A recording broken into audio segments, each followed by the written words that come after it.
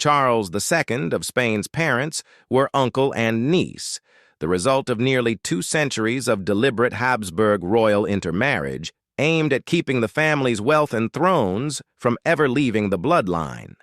He was born in 1661 with a jaw so severely malformed that he could barely chew solid food, a tongue so large he was often difficult to understand, and a body racked with illness for his entire life. He would grow up to be the last Habsburg king of Spain, and the reason the dynasty ended was written directly into his own bones. Modern genetic analysis of the Spanish Habsburg family tree has confirmed exactly how extreme the inbreeding really was, and the number is almost hard to believe. For nearly 200 years, the Habsburg dynasty had ruled Spain and other European territories using a deliberate marriage strategy. Keep power, wealth, and territory inside the family by marrying close relatives instead of outsiders. Uncles married nieces.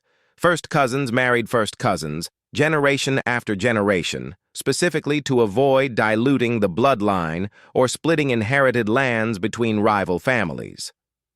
Charles II was born in Madrid in 1661, the son of King Philip IV of Spain and his niece, Maria Anna of Austria.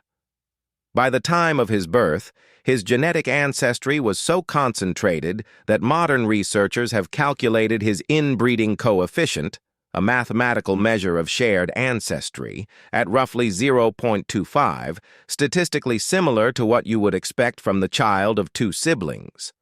From infancy, it was obvious something was wrong. Charles could not hold his head up properly for months longer than expected. He did not walk until age 4, and did not speak until nearly age 4 as well. He suffered from frequent seizures, chronic digestive problems, and a jaw that protruded so far forward his upper and lower teeth would not meet, a trait so associated with generations of Habsburg intermarriage that historians and doctors still call it the Habsburg jaw. Despite his fragile health, Charles inherited the Spanish throne at age 3 in 1665 after his father's death. Because he was incapable of ruling as a child, and, as he grew older, largely incapable of the physical and mental demands of ruling at all, his mother and a series of advisors effectively governed Spain in his name for years. Court physicians and foreign ambassadors alike described him bluntly in their private letters: weak, sickly, slow to understand, and physically unable to perform many basic royal duties. His jaw deformity was severe enough that eating in public was genuinely difficult, and his enlarged tongue made his speech hard for others to follow.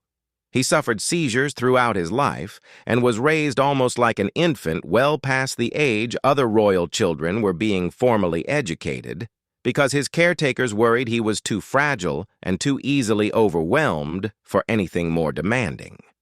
Spanish and foreign courts alike began quietly referring to him as El Hechizado, the bewitched, because his combination of symptoms was so severe and so mysterious to the medicine of the era that many assumed he must be the victim of a curse rather than simple biology.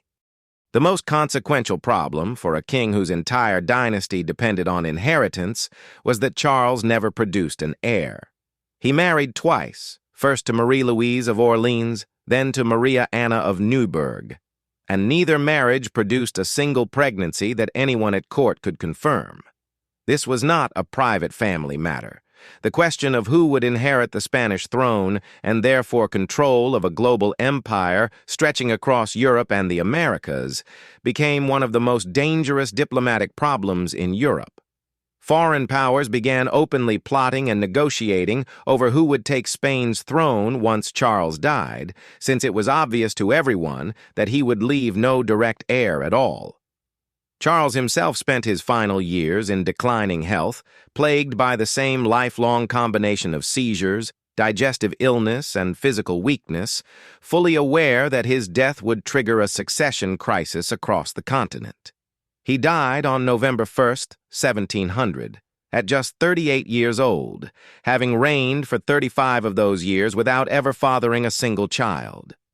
Charles's death without an heir triggered exactly the crisis Europe had been dreading: the War of the Spanish Succession, a conflict that drew in nearly every major power on the continent and lasted over a decade, as rival royal families fought over who would inherit Spain's throne and its vast overseas empire.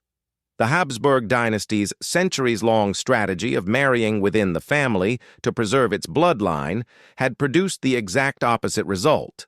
A king so biologically compromised, he could not continue the line at all. The dynasty that had ruled Spain since 1516 ended with him, replaced by a branch of the French Bourbon family instead. For centuries afterward, Charles II's condition was treated largely as historical anecdote, a curiosity about a cursed or unlucky king. It was not until the 21st century that geneticists were able to formally test the theory, using detailed Habsburg family trees reconstructed from historical records going back 16 generations.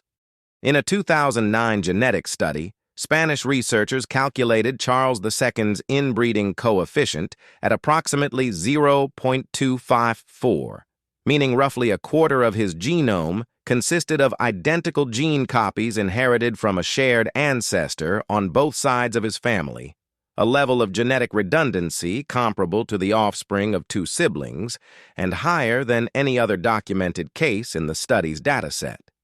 The same research linked his specific combination of symptoms directly to two rare recessive genetic disorders, each requiring both parents to carry the same mutation, something dramatically more likely when your parents share as much ancestry as an uncle and niece. Charles II never asked to be born the product of 2 centuries of calculated royal intermarriage. His body simply carried the accumulated cost of a strategy his family had pursued for generations, specifically to protect their power. And in the end, it was the very thing that ended their dynasty for good.